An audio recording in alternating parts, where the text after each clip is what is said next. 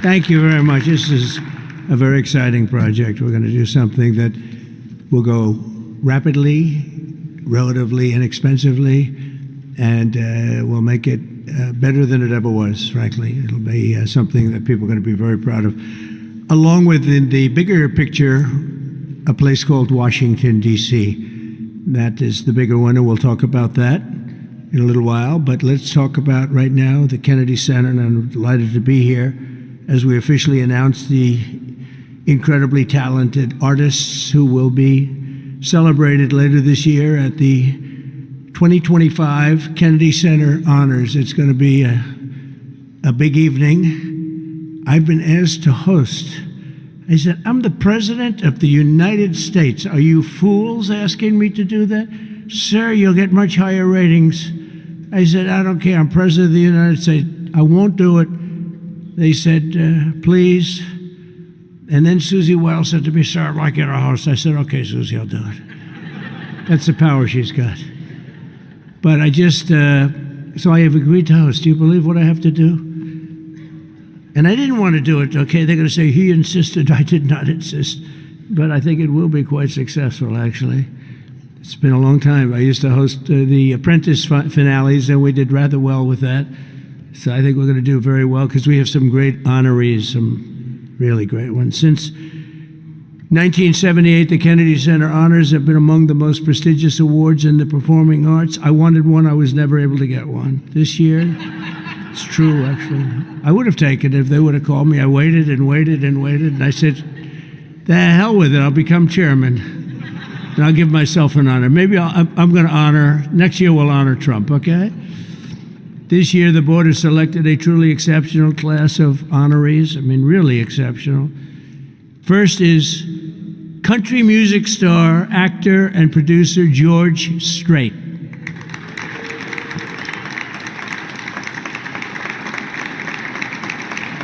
Great. Over an extraordinary 4-decade career, George has sold more than 120 million records worldwide, amassed 60 #1 hits, wow, and produced 33 platinum certified albums, more than any other living American. That is amazing. He's believed by millions of people to just be as good at it as you can get, and he's beloved by hundreds of millions of people all over the world. He's really something, and they call him the king of country, and we know him very well, George Strait. Okay, please. Oh, and it looks nice. You're a good-looking guy. I hope he still looks like that. Second is actor, singer, philanthropist, and star of the Broadway stage. One of my favorite talents. I think he's one of the greatest talents I've ever actually seen. I've always said, and just so we don't get in trouble, I'll say among the greatest artists in the world are the Broadway London actors back and forth. That's all they want to do is they want to do Broadway and they want to do London. They want to do 8 shows a week, including matinee on Wednesday. And if you said make a movie, they can't even think about it. If you say go on television, they don't want to. All they want to do is be on the stage, the live stage, and it's amazing. But I've always said they're the most talented people. And this man may be the most of all. Michael Crawford is being honored. Michael was born in England in 1942. He made his Broadway debut in 1967. I was there. I shouldn't say that, but I was there. It seems like a long time ago. And he became an international sensation in the 1980s for his original portrayal of the Phantom of the Opera, one of the greatest ever, ever, ever, ever. You don't see him like that very often. Winning him the esteemed Tony Award for Best Actor in a Musical. He's won so many awards. Michael is truly a generational talent, had a voice that was unbelievable. It was unbelievable. There's never, I don't know, it's Luciano Pavarotti had a very different voice. The power was incredible, magnificent. Michael had a different kind of a voice. These are just unbelievable talents. But Michael is very special and one of the greatest roles in the history of Broadway. And nobody did it like him. Michael Crawford, thank you very much. Great guy. Next, we look forward to honoring three-time Oscar nominee, Golden Globe Award winner, an action movie icon, and a friend of mine. He's a very unique man. He's somebody that doesn't do these things. I said, I wonder if he'll accept, because some people don't really want to be honored. They don't care. But he was very honored to be honored, I will tell you. He's a very special guy.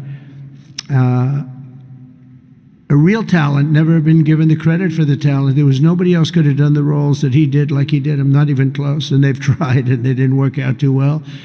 His name is Sylvester Stallone.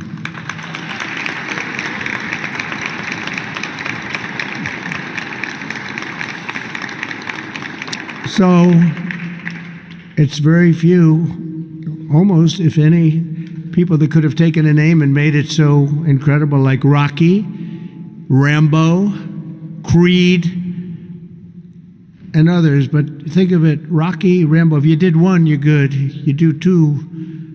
And I'll never forget, I was a young guy, and I went to see a thing called Rambo, and it had just come out. I didn't know anything about it, but I was in a movie theater, like we used to go to movie theaters a lot. And I said, this movie is phenomenal. What the heck? And that turned out to be a monster. Rocky is Rocky. I mean, the way that happened, Sly had no money, nothing, and he went around, and everybody wants to do a boxing movie. It's the most, probably more than any other type of character, boxing, always boxing. It's so great. And there's rarely been anything like this one. John Voight did a great one, as you know. Champ, great. I think that was right there, too. John Voight's a phenomenal person, phenomenal actor. But Sly came in and he had no money. He wrote a script along with thousands of other people writing scripts on a boxer. And for some reason, a studio picked up this and liked it.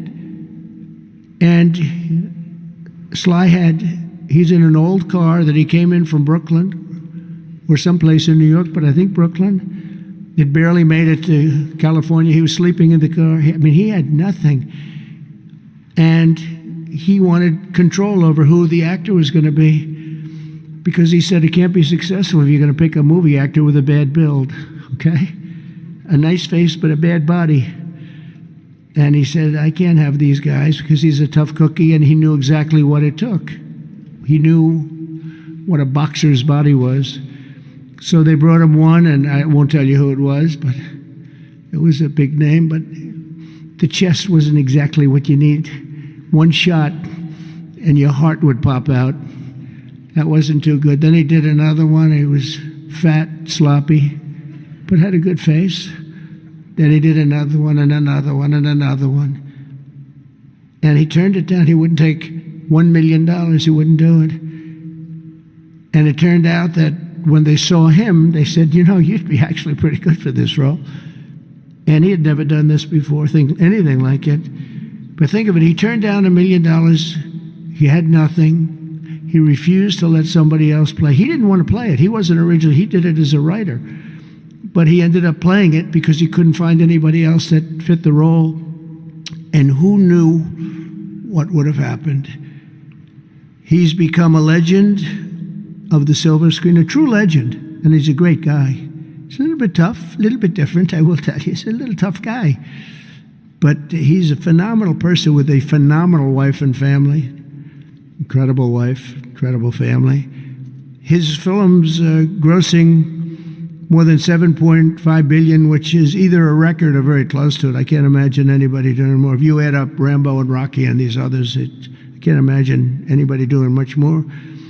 $7.5 billion worldwide over the course of 6 decades. And Sly is a pillar of the really American pop culture and a Hollywood superstar like few others, and one of the biggest names on the Hollywood Walk of Fame. In fact, the only one that's a bigger name on the Hollywood Walk of Fame, they say, is a guy named Donald Trump.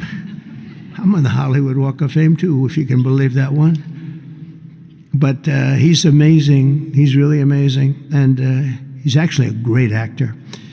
Fourth will be together celebrating one of the most revered singers of the American disco era, Gloria Gaynor. Best known for her chart-topping 1978 hit, I Will Survive, Gloria won the 1980 Grammy for Best Disco Recording, and her song was inducted into the National Recording Registry in 2016. 4 decades later, Gloria won a second Grammy in 2020 for her gospel album Testimony, which is incredible. Truly a historic achievement, not only in terms of the years that have gone by to be great that long, but to have the two top of anything in that span of time, and with that kind of period between, is pretty amazing. But I will say that I Will Survive is an unbelievable song. I've heard it, like everyone else here, thousands of times. And it's one of those few that get better every time you hear it. And nobody can sing it like her. And that's an honor. So, Gloria Gaynor, thank you. Thank you very much. And finally, we'll be honoring one of the greatest rock bands of all time, Kiss.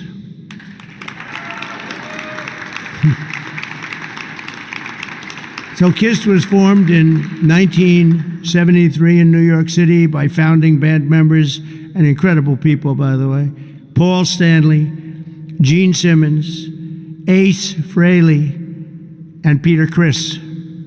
Kiss became a global phenomenon, sold more than 100 million records worldwide, and produced 30 gold albums and lots of other things they produced. They made a fortune. And they're great people, and they deserve it, and they work hard, and they're still working hard, and it's an honor to present Kiss. Thank you very much. Got it? Yeah. Thank you. And they're going to do something very special. Kiss is going to be here on a little bit before the show. I think they're going to do something very special. We're going to have a good time. The 48th Kennedy Center honorees are outstanding people, outstanding group, incredible. We can't wait to celebrate the Kennedy Center honors. It'll be in December. It'll be on CBS. In a few short months since I became chairman of the board, the Kennedy Center, we have completely reversed the decline of this cherished national institution. It was being run down. Money wasn't being spent properly. They were building things they shouldn't have built that nobody wanted, instead of taking care of the great gem that it is. You look at the marble, look at the quality of the marble, and the things that, with a little fix-up and a little work, we can make it unbelievable. These columns, when you see them the next time, they'll be magnificent. I mean, we have some great plans for this. The bones are so good. The bones of a building. If you don't have the bones, you might as well forget it. I'm working on another building, a thing called the White House. We're fixing it up so beautifully. It needed it. It's been many, many years since it's been properly taken care of. It's incredible. One of the great places of the world. Maybe, I mean, truly, to me, is there anything else even close? But we're doing that and doing some other things, and we're going to also fix up a place called Washington, D.C. We're going to make it so beautiful again. We're going to be redoing the parks, redoing the grass. You know, grass is a lifetime, like people have a lifetime.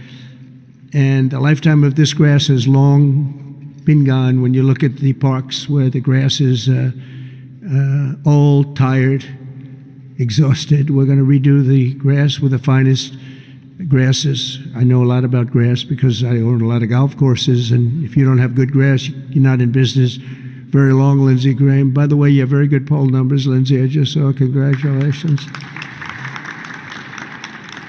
But a few short months ago, I became chairman of the Kennedy Center, and we completely reversed it. We reversed what was happening. We ended the woke political programming, and we're restoring the Kennedy Center as the premier venue for performing arts anywhere in the country, anywhere in the world.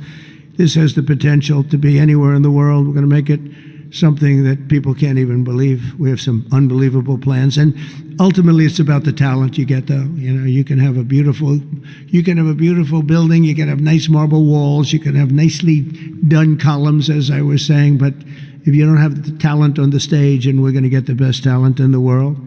To that end, the world-renowned musical Les Mis had a phenomenal 5-week sold-out run this summer, beat projected revenues by 35%. And we've raised over $10 million in private funds from a lot of generous donors, and we closed the $26 million budget shortfall that they had before we got here. And with the help of Congress, we secured the critical funding necessary to rebuild the building, and we're going to get all brand new, highest level seats, magnificent seats, and it's going to be all new. We could have taken the existing ones and do a little paint job, a little fabric, but it's not the same thing. So we'll be taking out next season. All of the seats will be taken out. The room is being completely rebuilt. And I just want to thank the Republicans in the Senate, headed by Lindsey. In that case, Lindsey was she's a big fan of this building. And they got a record $257 million that's going to go toward renovations that building really needs, and all of the exterior is going to be incredible. It's going to be exciting. So I thank you very much, and thank all of your Republican senators. I don't think we had too many Democrat votes, probably. You never have. We don't have Democrats voting even for crime.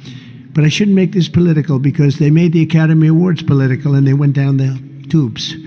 So they'll say, Trump made it political, but I think if we make it our kind of political, we'll go up, okay? Let's see if I'm right about that. But I want to thank the executive director for an incredible job. He's done great. He's been with me for just about the beginning, and everything he's touched has been good. He was on high intelligence. He worked in low intelligence and high intelligence. He did better with the high intelligent people, but he's been fantastic. He's the executive director, Rick Grinnell, for his work. Thank you very much, Rick. Unbelievable job. And as well as Lindsey and all the people that helped us in Congress, I want to thank, and the Senate has been incredible. By the way, Leader Thune has been unbelievable, and Speaker Mike Johnson. These are great people. What we're doing with the great big beautiful bill is you're going to see a whole different country. You're seeing it already. We're coming in where the trillions of dollars is coming in from tariffs from all over the world, from countries that took advantage of our country. They thought we were children. They took advantage of us for decades, and now the money is flowing to us, and we've become the hottest country anywhere in the world. But the Kennedy Center board members, many of whom I knew, and many of whom I put on the board, and it's as good a board as I've ever seen. And on the board also, and some people that are doing an incredible job. One in particular is Attorney General Pam Bondi. The job she's doing is incredible. Thank you very much. Long beyond the Kennedy Center. The Kennedy Center is the easy part. She's incredible, and you're going to see a big change in Washington crime stats very soon. Or not the stats that they gave, because they turned out to be a total fraud. The real stats, the stats went through the roof. You know, they had a man that was forced to put up stats like they were doing better. They're not doing better. Crime is the worst it's ever been, but it started as of about yesterday. You see a big change, and people are feeling safe already. I've had so many calls. Thank you, sir. Thank you. They were afraid to walk out. They're not afraid anymore. And this will be like the border. We started off with millions and millions of people coming in from all over the world, gang members and people from jails. They were unloading their jails into our country. All over the world they were coming. Drug dealers.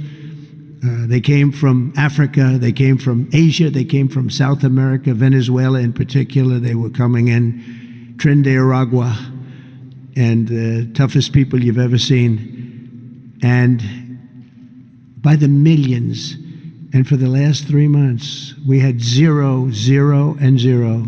We had 0 people come in for 3 months. They respect our country again. That's the other thing. All over the world, our country is respected again. So I also want to thank the Chief of Staff, Susie Wiles, who's fantastic. She's done an incredible job. And Sergio Gore for the job he's done with personnel. Thank you very much, Sergio. Fantastic.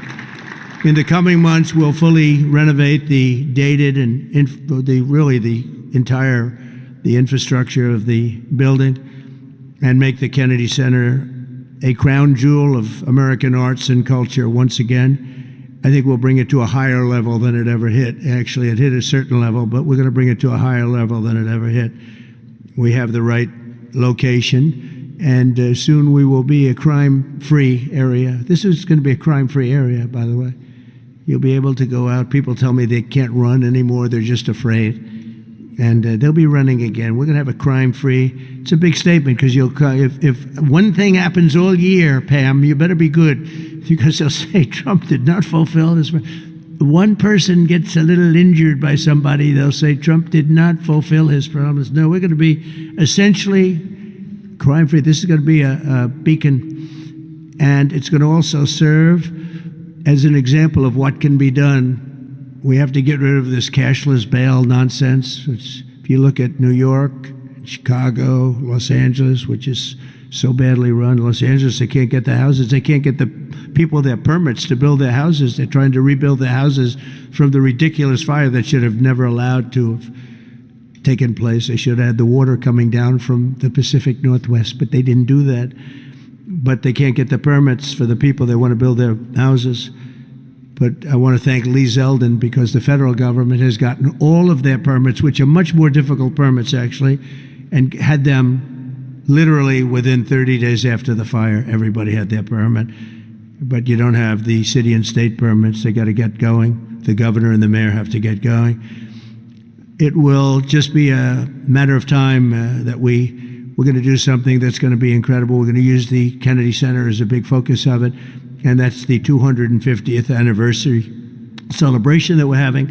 So it's 250 years. So we have the Olympics, we have the World Cup, and we have the 250th anniversary celebration, all in this administration. And it's an honor that we were able to not be allowed to do what we were illegally and what we were supposed to do. And that was we had a great election in 2020. We won the election by a lot, but it was a rigged election, and we had to wait 4 years, and we waited 4 years, and it's interesting because I got the Olympics and I got the World Cup. I can't claim that I got the 250th. That one's a big one, but I happened to be here. But I got the Olympics, I got the World Cup, and I said, the shame of it is that I'm not going to be president when it happens. And lo and behold, look what happens. We have some bad things took place, and now I'm going to be president for the Olympics. I'll be president for the World Cup, and the 250th is going to be maybe more exciting than both. It's a great celebration of our country. We're going to be using this building for a lot of the celebration having to do with 250 years. But as I said earlier, I'm determined to make Washington, D.C. safe, clean, and beautiful again. It's going to take place very rapidly. Be prepared. And a big part of that's going to include the Kennedy Center. So thank you very much. And I want to thank everybody for helping us. This is mostly the group right here they're young, they're smart, they're ambitious, they want my job. Someday one of them will probably have it. But we have a great group of people that are putting this together, and they're also helping us with Washington, D.C. We're going to make Washington beautiful. We're going to redo roads. We're going to redo the medians, the pavers, and the medians all throughout the city. We're going to take all the graffiti off. We're going to have to remove the tents and the people that are living in our parks. We're going to be redoing the parks, the grasses and all. We're going to be going to Congress for a relatively small amount of money, and Lindsey and the Republicans are going to be approving it. I don't know about the Democrats. They don't approve anything. It's amazing. It's like they just don't want to vote for anything. They've got the yips. You know, in golf they say the yips. The Democrats are afraid to do anything because they don't want to be criticized. But fighting crime is a good thing. We have to explain. We're going to fight crime. That's a good thing. Already they're saying, he's a dictator.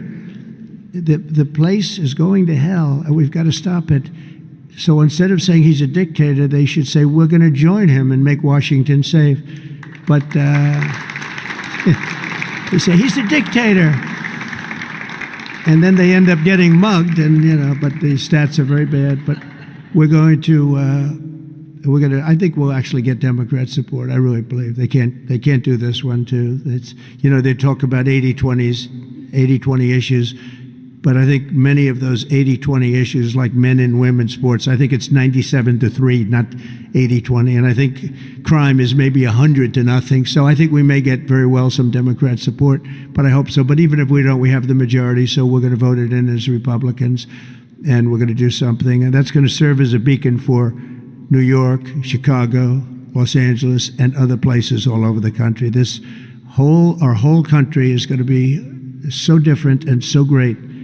It's going to be clean and safe and beautiful, and people are going to love our flag more than they've ever loved it, and we're going to do a great job. So I want to congratulate all the nominees. They're unbelievable people, and we're going to have a tremendous day in December, and that evening is going to be special, some really special people, and real talent.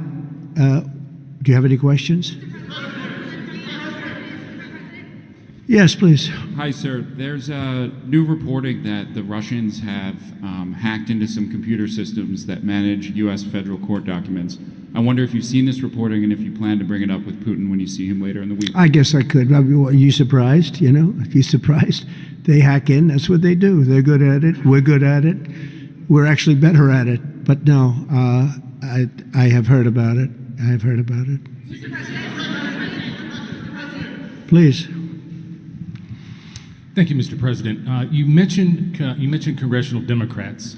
You have not yet met with Democratic leadership, but there's a funding deadline at the end of September. Do you plan to meet with Leader Schumer and Leader Jeffries to discuss that situation? Well, I will, I guess, but it's almost a waste of time to meet because they never approve anything. If we want money to fight crime, if we want money to do only good things, just good things. Let's not even talk about controversial. They don't want to meet about anything. They really are. They're stuck. They don't know what to do. They have probably more, I would say more than half are sane, but they are led by insane people. And the kind of things that they're pushing are not something. We have a communist running for the mayor of New York, and I wish him well. I may have to deal with him. I mean, it's not even conceivable. It's not even conceivable that could happen. And maybe he won't win, but he won the primaries by quite a bit. Shockingly, he won the primaries. So and you see some of the people supporting him that truly don't believe what he's espousing. So, I mean, we will meet, but nothing's going to come out of the meeting. But here's the advantage we have is that we just passed the great big beautiful bill that had all the biggest tax cuts in history. No tax on tips, no tax on Social Security. Think of it. Think of that for the seniors. No tax on overtime. And all sorts of things. You go out, buy a car, you can deduct the interest payment. If you borrow money, you can deduct the interest payment from your taxes. So many things, but the biggest thing is, from a business standpoint, deductions. That was tremendous. It's our country is roaring. Our businesses are. You're going to see some numbers in 12 months when these factories are open. We're opening up factories all over the world, all over the country. But that's all spreading to. I think we're spreading the wealth all over the world. If you want to know the truth. But we're opening them in this country at a level that we've never seen before. We've never seen. So they just don't want to prove anything. They just, we meet with them and they say, as Nancy Reagan said, just say no. They go, oh, just say no. They're afraid to approve anything. If we say, we want to stop crime in this country, or as an example, bail, we want to make it so that people, if they murder somebody, they're in jail. They don't get out on no bail. They say, we don't want that. We want people to murder somebody and they immediately are released and they go out and murder somebody else. It's a big problem, a tremendous problem. By the way, we're going to go for statutes. in D.C. and then ultimately for the rest of the country. Well, that's not going to be allowed, because it was when they did the cashless bail thing that the numbers really started going up. In this city, in New York, in Chicago, in Los Angeles, no matter where they have it, the numbers went through the roof. So we're going to meet with them, of course. I'd like to meet with them. We're going to tell them all these good things, and they're going to tell us no. And then we're going to go out and we're going to vote it in by the Republicans, because I don't believe that anybody is capable of making a deal with these people. They have gone crazy. Go ahead. Thank you, Mr. President. Thank you. Your federalization of the police has a 30-day limit unless Congress acts to extend it. Are you talking to Congress about extending it, or do you believe 30 days is sufficient? Well, if it's a national emergency, we can do it without Congress, but we expect to be to Congress before Congress very quickly. And again, we think the Democrats will not do anything to stop crime, but we think the Republicans will do it almost unanimously. So we're going to need a crime bill that we're going to be putting in. And it's going to pertain initially to D.C. We're going to use it as a very positive example. And we're going to be asking for extensions on that, long-term extensions, because you can't have 30 days. 30 days that's by the time you do it. We're going to have this in good shape. And don't forget, in the border, everyone said it would take years and you'd have to go back to Congress. I never went to Congress for anything. I just said, close the border. And they closed the border. And that was the end of it. I didn't go back to Congress. We're going to do this very quickly, but we're going to want extensions. I don't want to call national emergency. If I have to, I will. But I think the Republicans in Congress will approve this pretty much unanimously. Please, go ahead. Thank you, Mr. President.